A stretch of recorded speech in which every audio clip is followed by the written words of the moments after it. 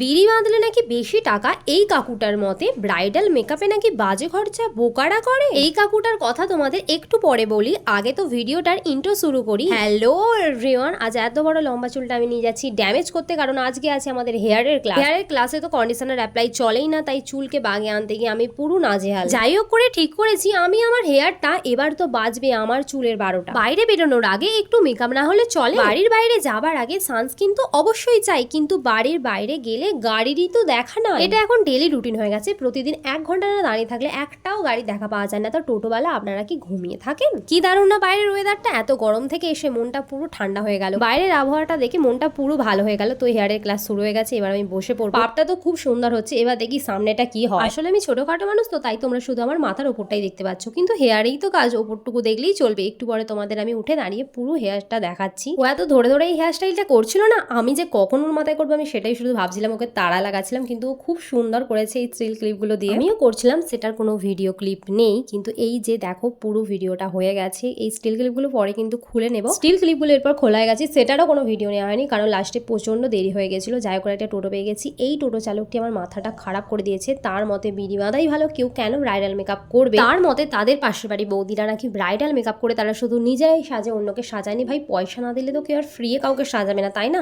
তো যাই হোক, সে কেন বলছে আমি জানি না, প্রচুর আমার মাথাটাকে গরম করে দিয়েছে। আমি শুধু ভাবছি কখন এই গাড়ি থেকে আমি নামবো। Bye bye.